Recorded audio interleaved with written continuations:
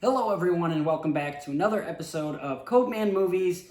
I hope everyone's doing well. I'm doing alright. I'm a little flippin' tired. Motivation today is very but I need to get more motivated because I got this podcast today and I have to do some house cleaning like right after this. So motivation's gotta get going. So speaking of motivation, let's just get right into this week's stuff. I don't got a lot of updates or anything like that. Not much to report on. I have vacation in 2 weeks, so we'll have 2 more episodes this month, and then I'm taking a week off to go on vacation. Get your drinks out, guys. This is Codeman Movie Podcast. We have a beer, we have a drink while we're talking about movies because it's just more fun, you know? This week I'm drinking Not So Fast from the Eau Claire Brewery, the Brewing Project.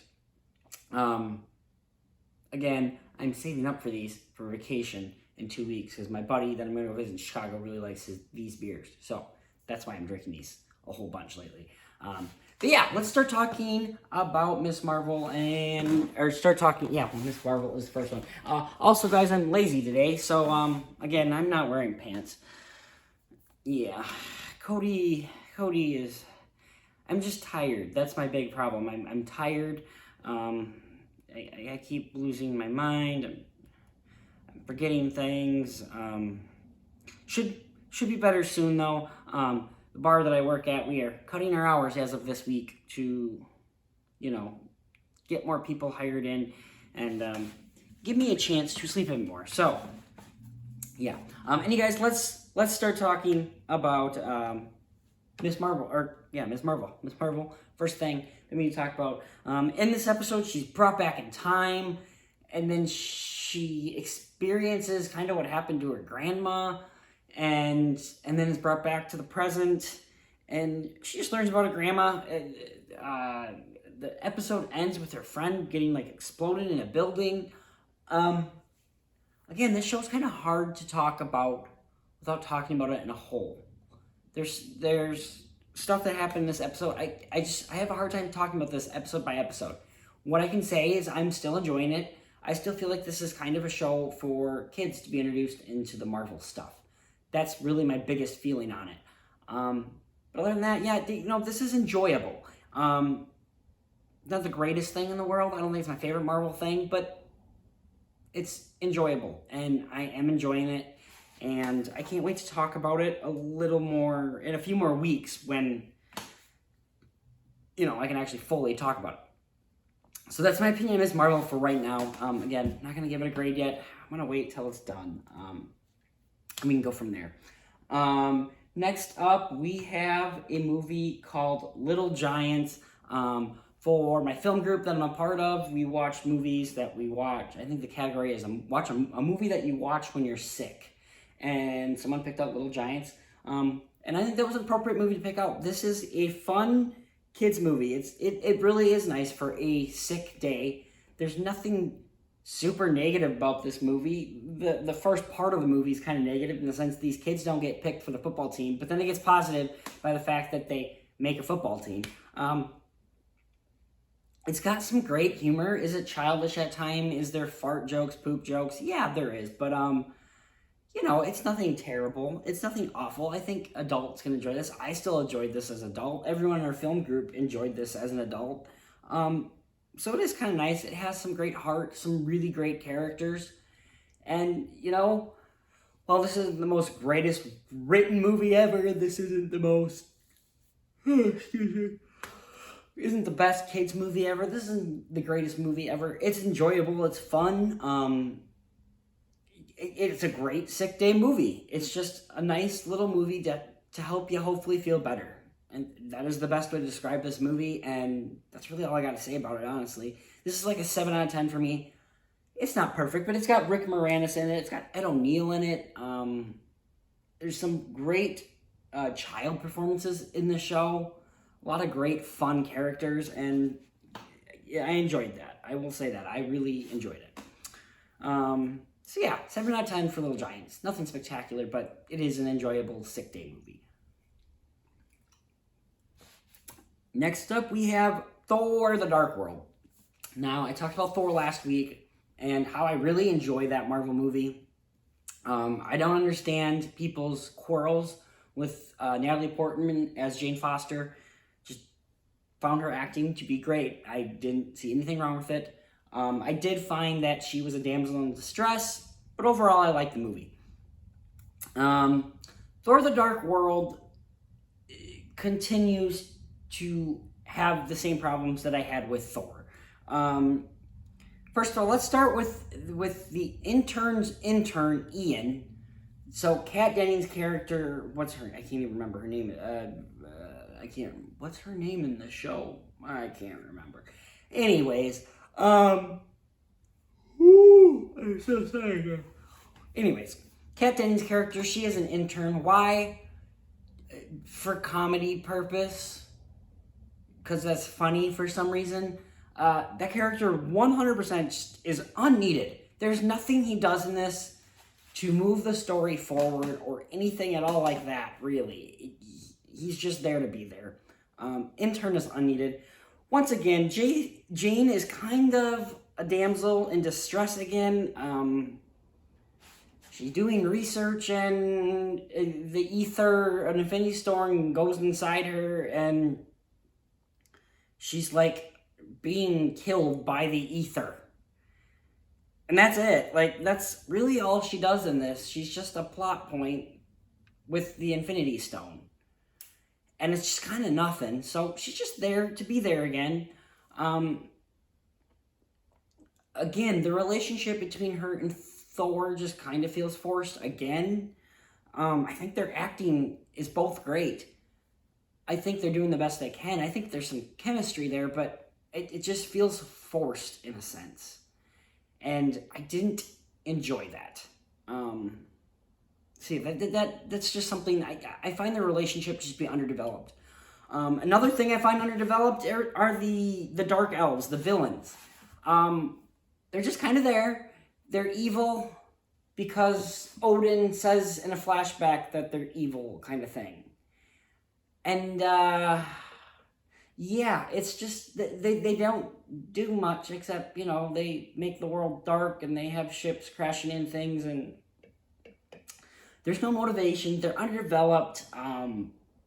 We just don't necessarily know what they're doing, and he looks menacing. I like the voice. I like everything the actor's doing. I forget the name of the actor, but it's all a little underdeveloped. And it's just another villain from Marvel for us. I will say, though, there's some fun action sequences in this movie. When they're fighting at the end and they're going through the portals into other worlds and then coming back into other worlds, that's kind of cool. It's exciting. It's fun. The special effects are all really great. There is some great little action sequences, like when Thor and Loki and Jane are escaping Asgard. There's a lot of great moments, a lot of great fun action sequences. So that's great. When it's an action movie, that is a great thing. I like some of the humor. When the humor is the intern's intern, that's stupid. But when you have humor like Thor hanging up his hammer on the coat rack, I like that. I really do like that. When you have, Thor getting on a train, how do I get to this spot? Oh, 3 stops. And, that's great humor. I like that. When Thor is just interacting with the human world, because he is just not the human world, that's always fun. And I thoroughly enjoy those sequences. Overall, I don't hate this movie. I know some people put this at like the bottom of their Marvel movies. I personally don't. Is it in the bottom half? Yes. Is it in my bottom 10? No, I don't think it is. Maybe close, but I don't think it necessarily is. It's not a bad movie. It's just not an amazing movie. It's not a good movie. It's just fine. It's just good, I guess you could say. Because it is all technically done. Loki's a great character. Oh, excuse me. So sorry. Okay. The acting is all great in this movie. The performances are all great. everything about this movie is technically fine. It's just there's a couple little things throughout the movie. The biggest for me being the intern's intern that doesn't need to be in the movie that make it just not as great of a movie. And for those reasons, I give this movie like a 6 out of 10. It's not terrible. It's fine. I don't hate myself for watching it, but then again, it's not my favorite Marvel movie that is out there. So that is Thor: The Dark World. Next up, we have Avengers: Age of Ultron, the sequel to Avengers. Josh Whedon once again directed this one. I remember the trailers coming out for this one, and it was showing a darker Avengers than the first one, which I thought was going to be awesome. And I was really excited for this one. Totally thought it was going to be better than the first one. And I went, and this movie opens with just a fantastic opener. The one-shot action sequence is awesome. There's some great one-liners just as the movie begins. The whole language thing with Cap, I really enjoy that. You didn't see that coming, which I hate the accents, but I do like that line. Things like that. They are the Avengers, that one character says after, I don't know what's the one bad guy is like, hey, we need to stop them. The one guy's like, they are the Avengers. Like, I love that bit. The twins introduction, I really enjoy. I immediately get why they're doing what they're doing. Again, I'm not a fan of those accents, but I can understand their character motivation. I don't love the look of Quicksilver in this movie either. It's just a little too different and weird. I like Scarlet Witch better and for her look. They both are kind of looking gothy, which I guess you could understand that since, they've lost their parents and stuff, and yeah. But yeah, I like the look I don't necessarily love the look of Quicksilver, but I do like the look of Scarlet Witch. I just want to make sure this is recording. So yeah, let's see what else do we got. But that relationship between Natasha and Bruce, let's talk about that, because it's just kind of there. There was nothing really to set that up in any of the other movies. The only thing that would maybe set up a relationship for Natasha would be Cap and Winter Soldier, which I can also see it just being kind of like, we're buddies, we're flirty towards each other kind of thing, and I can see that too, but I just didn't buy Bruce and Natasha being this relationship. And even after this movie, it never goes anywhere. It really doesn't. And I just didn't buy the romance. I really didn't. I don't think that's the acting. I think it's just how it's written. It was just written that, they're going to be romantic together. Like, why though? What made them I never saw any kind of real chemistry between them like that. I never saw anything that would make it suggest that they would just be in a relationship. So that bugs me a bit every time I watch this movie. There are a lot of conveniences in this movie too, like things with just how quickly Ultron is made, how quickly Ultron is able to get this vision body created, how quickly they go from place to place and this happens and that. There's a lot of conveniences. You got to turn your brain off more for this one.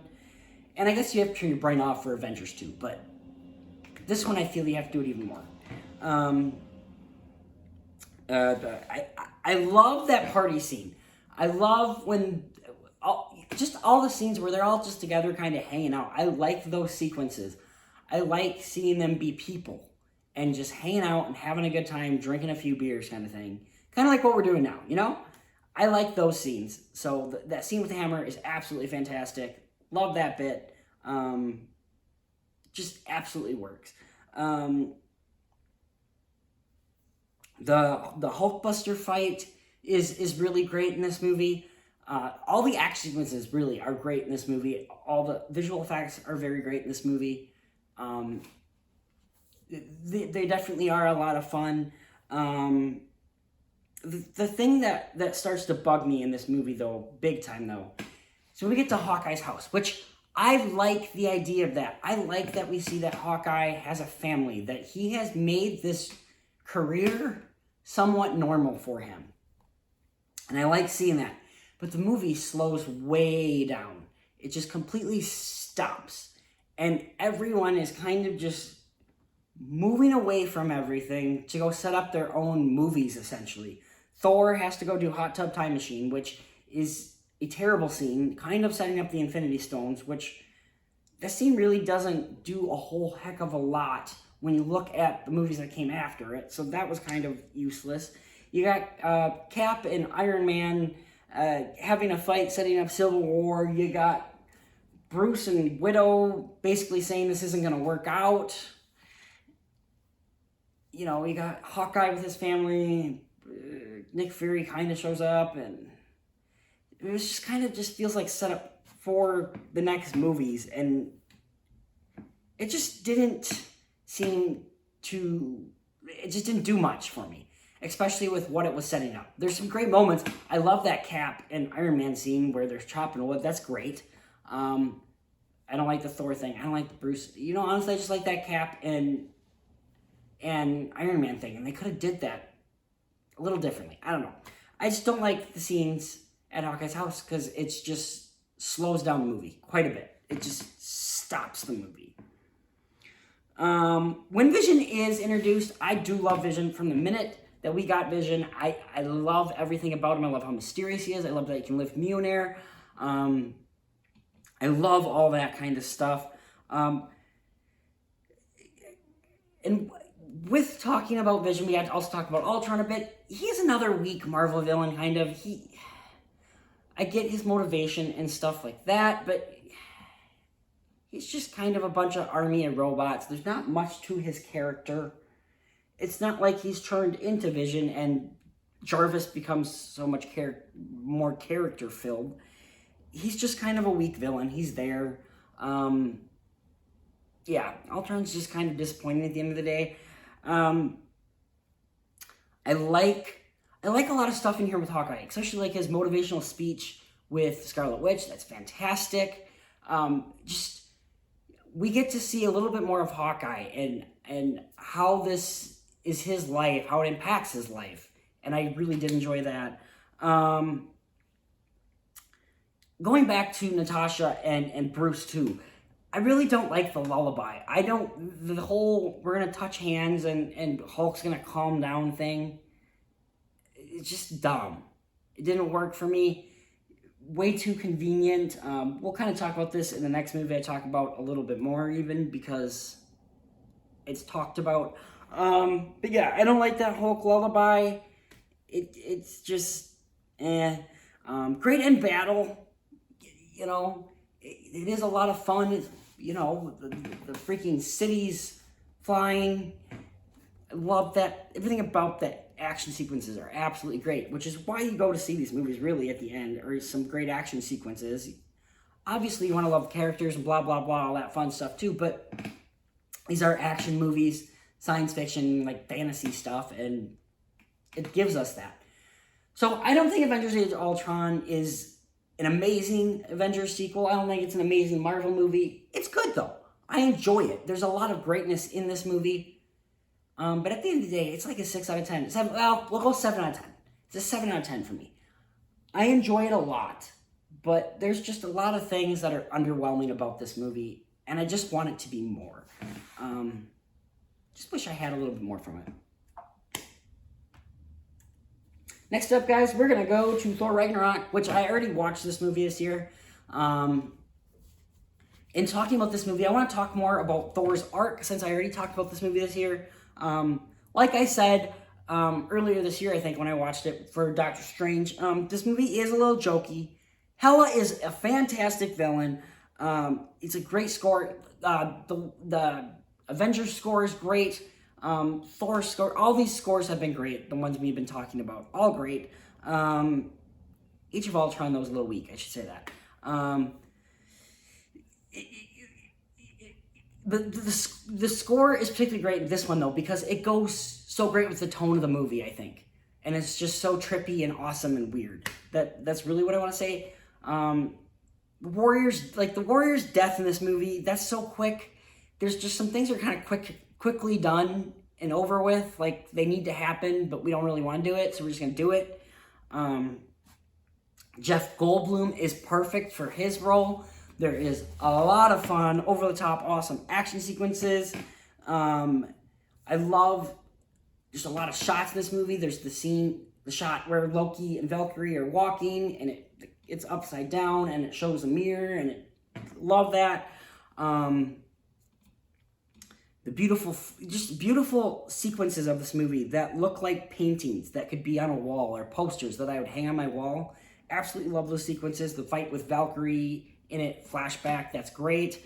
Lots of great IMAX in this movie. I watched this at Disney Plus to get that IMAX. Lots of great IMAX sequences. I wish I could have saw it in IMAX. I like that they bring up the sun is getting low joke from the last movie, Age of Ultron, and how stupid it kind of is. Bruce is like, stop saying that. It's so dumb. Shut up. I love that. I love that Valkyrie is kind of like, her and Thor flirt, but it's nothing. Like, and I enjoy that aspect of it. Like, it's not a female love interest necessarily. It's just a female badass character. And yeah, they're gonna flirt together. They're both hot warriors. Like, fuck yeah, yeah. So I like that aspect. So yeah, that we already talked about this. I think this movie like a 7 out of 10, maybe 8 out of 10. I might have changed my mind after watching it this time, honestly. It's a solid 8 out of 10 movie. It's really good. Just a few jokes, little nitpicks throughout the movie that do bug me about the movie. What's going on? What happened? Why? Hold on, guys. I noticed.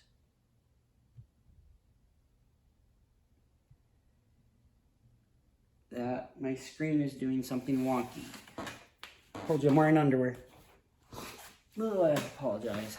I just don't want to put on pants today. But you know what? The last video that I put my underwear in, I believe, was that Top Gun one. That's at 33 million views. There it is. It's back, guys. I apologize for that. So yeah, guys. I thoroughly enjoy this movie. It's like an 8 out of 10 for me.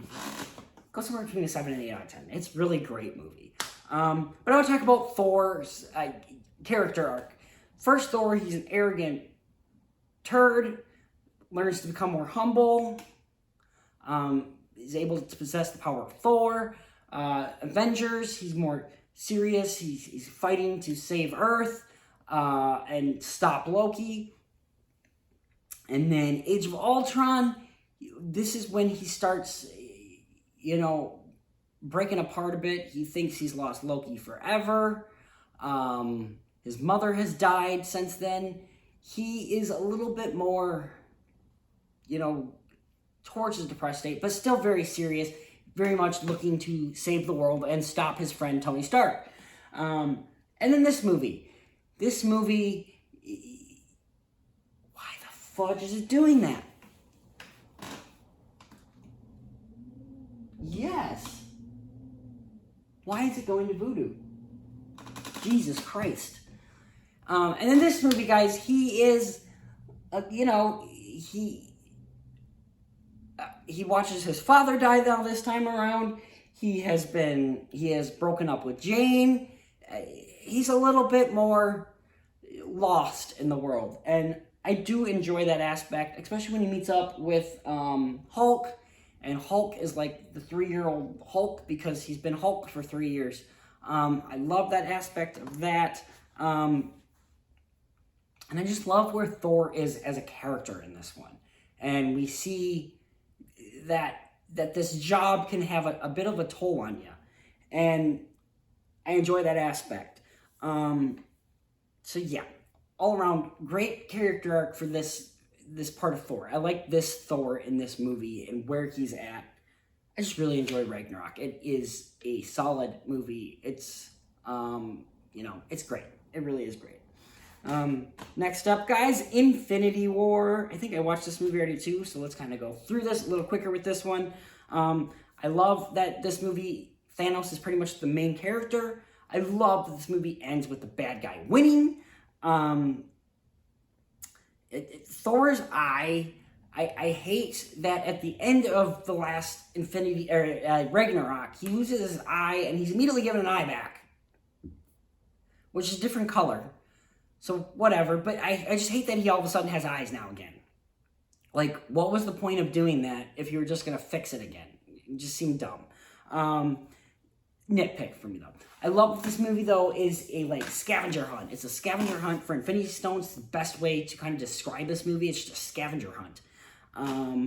Everyone feels like they have a lot of screen time in this movie, too, even though they really don't. Every character has, like, 15 minutes of screen time. Iron Man's only in this movie for, like, 15 minutes. Doctor Strange, 15 minutes, you know? I love that aspect, that everyone is given enough screen time. They feel like they are main characters, but at the end of the day, we really don't see that much of them.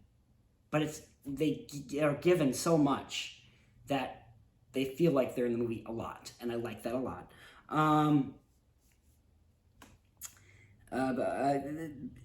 This is, I believe, the first movie shot entirely in IMAX, too. And it looks beautiful in IMAX. These beautiful IMAX shots are just incredible. Just technically, stylistically, special effects wise, it all just looks fantastic. It's a beautiful movie. Let's see, what am I else? You know, like, and Thanos' arc in this movie is absolutely fantastic too. Like, I do believe that he is heartbroken by Gamora's death, that he has to kill her in order to get the stone, but he knows he's doing what's best for humanity, in his eyes anyway. I love that bit. I love that he thinks he's doing good, that he's a hero, that he is doing what's best for humanity. I enjoy that aspect of it. Amazing, absolute awesome action sequences throughout this movie, and it is just action sequence after action sequence after action sequence. It's just nonstop, and it really is a hard movie not to pay attention to. Like, you want to put away your phone for this one because you want to be paying attention to what's going on. And again, just so many iconic scenes, so many scenes again that I kind of just want to put a poster up on my wall of when they're fighting on Titan. Absolutely beautiful. When they're in Wakanda, there's some beautiful sequences, like when they're in the woods and such like that, that look so great. And this movie is also very heartbreaking with the death of Vision, how Scarlet Witch has to kill him, Tony Stark nearly dying, Peter getting dusted. Such a heartbreaking freaking scene. And I just love how this is kind of sad by the end. And with that fantastic Alan Silvestri score, it's just so perfect. And the fact that the villain does win. Again, let's go back to talking about Thor. At the beginning of this movie, Heimdall is killed, Loki is killed, what, you know, Thor believes is the absolute final time. Like, this is it, he's dead. He's lost his eye, half his people are dead. This is a guy who's been through some crap, and you start to see the pain and the suffering come about, and then, which sets up for Endgame. But again, you just see even more how this guy is trying to do right, and he's just losing. He's losing the things that matter most to him, and you see him just not caring anymore. Like, he's just at this point. And again, we'll talk more about this in this next movie. Infinity War for me is like a 10 out of 10, guys. I really enjoy Infinity War. I think it's an amazing movie. Absolute perfect in my book. Yeah, I just can't say anything negative about Infinity War. It's such a great movie. Well, I can say nitpicky things, I should say. With the eye thing, that's annoying. Yeah, that's about it. There's a couple conveniences, I guess, but that's about it. Alright, guys. Endgame, again. I don't think we've talked about this movie yet, actually, so I'll go a little bit slower in this one. Same as all the other Avengers movies, really. This has such a fantastic opening of them going to... first of all, showing Iron Man being rescued and being brought back down to Earth, and that Hawkeye opener, absolutely fantastic, with his family being dusted. I remember going to theater with some friends with this one, and they're just going, no, it's not going to happen, it's not going to happen. It's absolutely true. It's heartbreaking. You don't want it to happen, but it happens. So that right there, And then even just going to get Thanos, Thor chopping off his head 5 years later. Like, what I love about this movie is how much it deals with, like, trauma. Tony is so traumatized by what happened with Peter and him being stuck in space. You got Thor depressed. You got Widow depressed, or Thor depressed about everything that has just happened that we just talked about. Widow is depressed because, you know, she couldn't help, she couldn't fix it. She wants to do right after all the wrong she's done in her life. Cap, he's just stuck in the past like he's always been. So many things like that. Just everyone is going through these traumas, and it's a very depressing movie for that first hour of the movie, and it really is pretty much just about trauma. And then I love how they use, like, time travel and their perception of time, and how it wouldn't change the past to go into the, or you wouldn't change the future by going to the past. Love all that stuff. Widow's death is absolutely devastating in this movie, and just, I was crying my eyes out when I first saw that movie in theaters. It's hard to watch. It really is. It's so freaking devastating, because she is such a character that is trying to do good and has tried so hard to do right, that it's so hard to see her lose her life doing what's right. But yeah, and you know, that's why I think I didn't enjoy her movie as much, is because her death came and then we got a movie it was set after Civil War. Why couldn't we just gotten that movie after Civil War? It just blows my mind that it never got made at that time. There's minor issues in this movie, you know, like with how quickly time travel is figured out, how quickly they just kind of, like, figure out some things. Again, though, it's a 3-hour movie. You gotta get in and get out with some of these things, and minor issues that go, but then I just have fun with the rest of it. And I just like, and another one that bugs me too is the gauntlet at the end, when Tony is just able to make a gauntlet out of his Iron Man metal stuff. Like, no, that gauntlet was forged by a freaking elf or whatever, a dwarf that used suns and stars and crap to make his stuff. I just didn't buy that. Again, this movie, like the last couple, there are scenes that are paintings when Cap is standing looking out over all Thanos' army, when Captain Marvel breaks through the ship, and just so many beautiful scenes that are paintings that I wish I could put up on my wall. And I just love that this movie is like 3 different movies almost, essentially, but they mold in together perfectly. The first hour, like I said, is just sadness and denial and trauma and depression. The second part is like a time heist, as they call it. And then the third part is big, awesome superhero action sequence. And I absolutely love that. I just find it to be so much, it just blended so well. And the entire movie is just, even when they are depressed and traumatized, it's still kind of a fun movie, which is weird to say, but, like, especially how, like, Thor deals with his trauma and stuff, which, let's talk a little about Thor, because this is leading up to Thor Love and Thunder. Thor is, you know, they call him Bro Thor in this movie. He's drinking a lot. He is gained a considerable amount of weight.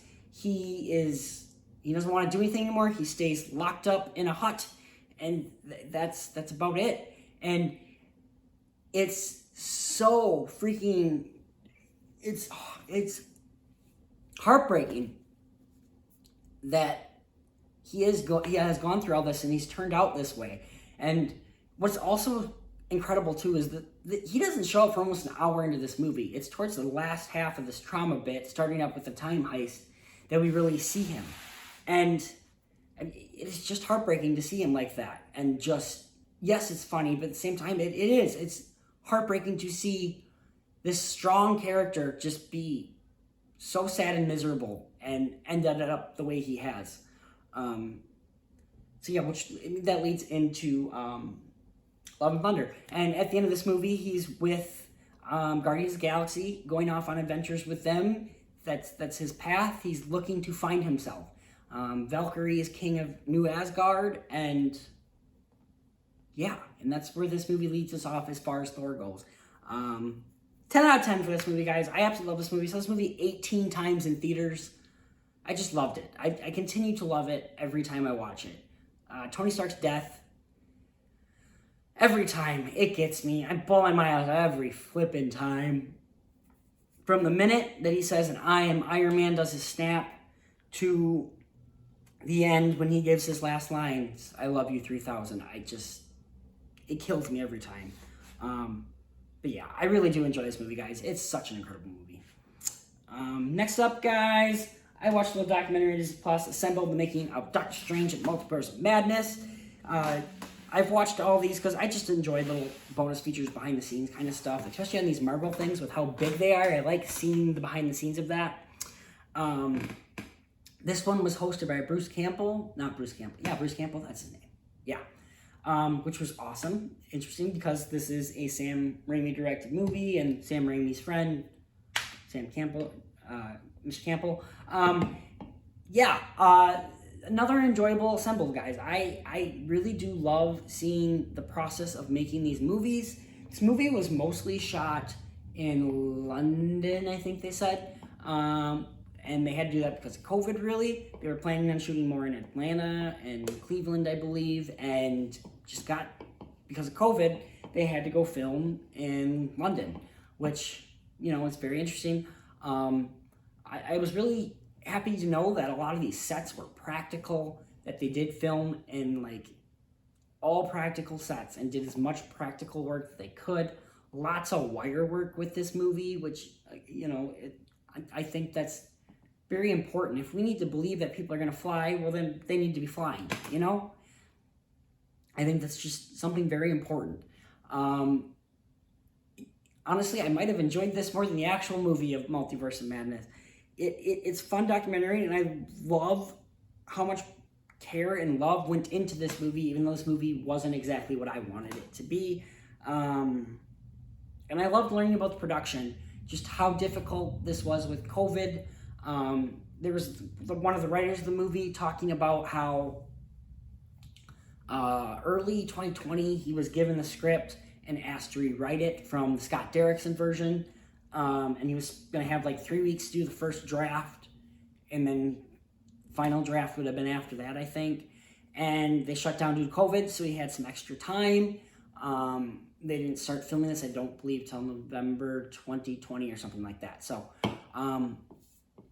it's just interesting to hear about those kind of things, and that's why I love bonus features so much. And I keep striving for people to buy Blu-rays and listen to commentaries and all that kind of stuff, because it is kind of important. I think these behind-the-scenes things are so important for us future filmmakers that want to make movies. We need to know how to do these things. We need to understand these things. So, and they're just interesting to watch. Just watch this. It's so interesting. And it's so fun to hear what people's experiences on these set are. An enjoyable little hour documentary. It also kind of confirms what I thought about with the Illuminati scene and how people are kind of CGI'd in the movie. So yeah, it also made the movie a little at times. But it's fine. This is documentary. It's supposed to be for fun. It's not supposed to make the movie worse. So yeah, nice little fun hour-long thing. It's an 8 out of 10, guys. It's so enjoyable. I think it's better. It is better. Watching this is more enjoyable than the movie, in my opinion. Hold on. The scene, for example, where Wanda is at her apple orchard field. They apparently shot this in colder season when there was no flowers on the trees. So they got flowers and tied them to all these trees, all the effort and work, and they actually made Carmitage. They were actually walking on sets of Carmitage. Anyways, guys, I just find this so awesome. Next up, guys, I went and saw Thor and Thunder last night, and boy, do I have some things to say about this movie. I'm just going to start by saying I really did not enjoy this movie, guys. I posted something on my YouTube last night, a little short, and I'm going to quote Tommy Lee Jones. I cannot sanction this movie's buffoonery. This movie is all a joke, and it makes the whole movie one big stupid joke. The movie opens with a very dark, depressing, sad scene, and then immediately goes for cartoons. And it literally felt like an episode of SpongeBob cartoon. I literally saw King Triton in this one scene that is at the beginning. And it immediately set up what the rest of the movie was, and I was like, oh boy. And then the movie starts, and there's this fight with Thor, and that is extremely cartoony and stupid. Immediately went, yep, not enjoying this. And just from there, everything kept going. Everything was a joke. If there was something depressing, it was immediately followed up by a joke. And then jokes repeating itself, one having to do with goats, that the minute it happened, I went, that's annoying. I don't want to hear that again. And they continue to do it about 10 more times. Christian Bale as Gore looks fantastic. He looks scary. He's menacing. He's in the movie for like 15 minutes. He's really not in the movie long. He really does not have much to do. Honestly, he reminded me of Apocalypse, an X-Men Apocalypse. He's just there being evil. You understand his motivation, but he's not in the movie much. And when he is, it's immediately followed by a joke. And it's just stupid. Thor is a complete idiot in this movie. He is breaking stuff to break stuff. I thought Thor was kind of an idiot and an arrogant idiot in the first movie, but this movie, he goes back to that and becomes worse because he's just such an idiot. He is doing horrible things. Asgard is a joke in this movie. Literally, the people of Asgard are like a joke in this movie. Honestly, this is the first time that Natalie Portman in these movies that I found to be terrible. I didn't find her performance that great at all. This is the most wooden I have found her. This was like prequel acting in my book. She's amazing to look at. She's gorgeous. She does great with her action sequences as Lady Thor, or Thor, whatever you want to call her. But I didn't find her that great at all. Just didn't find her performance to be anything terrible. There's certain side plot of hers that I didn't buy at all. How she becomes Thor, I didn't buy. Honestly, I kind of just found her to just be there to be there. And to have this character here for no reason at all. Like, she just doesn't need to be in the movie in my book. Like I said, there's just a lot of annoying comedic moments that are repeated and just jokes that don't work, and certain aspects of the movie that just don't need to be there. It's a wasted time. Valkyrie is completely wasted in this movie. The trailers kind of showed us that like she is kind of just bored with being king and wants to go out and do battle again. And even those scenes, it's a joke. Or she is, out for the count for some reason, or out on the sidelines for some reason. And she's just underutilized and not cared about in my book. Even though she's such a great character in Ragnarok and set up so beautifully. But it was like Taika was bored with her for some reason and just wanted Jane back for some reason. That bugged me. Sif is back for a whole 3 minutes. And again, immediately a joke. And jokes that shouldn't be made at that point in time in which she's in the movie. Ridiculous. Guys, this movie. Let's try to find some positives. The movie looks great. They use the volume for this, and I think it makes it look a little too bright in some aspects. There's like a black and white sequence, though, that looks great. Lots of great, beautiful, trippy visuals. But a lot of these things you just felt like I don't know, it felt wrong in certain aspects, but it still looked good, if that makes any sense. Probably doesn't. I saw this in 3D, and this is some of the worst 3D I've ever seen. It seemed like they didn't have a whole heck of a lot of time to work on the 3D for this movie. So they decided to make the backgrounds, which were colorful and trippy, 3D, but the people in the movie and the main part of the movie, not 3D. So they were like back, and all the 3D, the backgrounds were coming at you, and it just looked weird. It looked like you were watching it from the side or something. It was so bad. Some of the worst 3D I've ever experienced. And I was taking my 3D glasses off times because I'm like, I can really just watch this like this. It doesn't look too fuzzy. It's just the background that's kind of fuzzy. Even then, it's not that bad because even the background was not super 3D. So just terrible. Don't watch it in 3D. At the end of the day, though, my biggest problem with this movie is comedy has overtook the story in my book. It overtook the characters. Thor went from this sad, depressed guy to coming back to himself and finding himself in this movie. And he's just an idiot.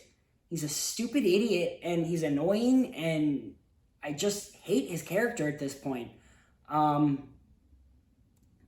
didn't laugh that much during this movie, honestly. I more rolled my eyes at a lot of things. There was a lot of things that happened, and I went, well, that's going to happen next. And sure as shit, it happened.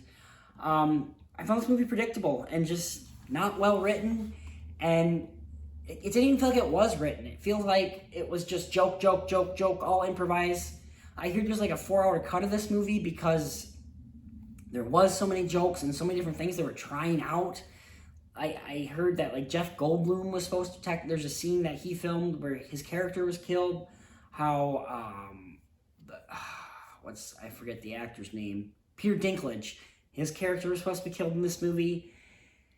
And things just all over the place in this movie. And this movie's just a mess. And I thoroughly just did not enjoy it. And again, I can't sanction this movie's buffoonery. It's so over the top and ridiculous and jokey for just the sake of being jokey, and duh. This movie, I'll give it a 4 out of 10. Honestly, guys, if you go in with some alcohol, it might be a little bit better. But other than that, guys, this movie is just, it's not enjoyable in my book. I didn't laugh all that much, and I just wanted more from a Thor movie, especially Thor Ragnarok was so good. And Taika Waititi came back, and I was so excited about that.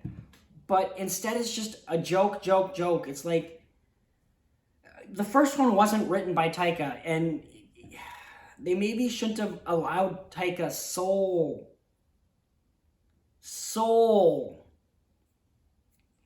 you know, what's the word I'm looking for? Ownership over the script, because it just didn't work. I am going to IMDb because I'm trying to figure out what movies come out this week, because I realized once again, completely forgot about it.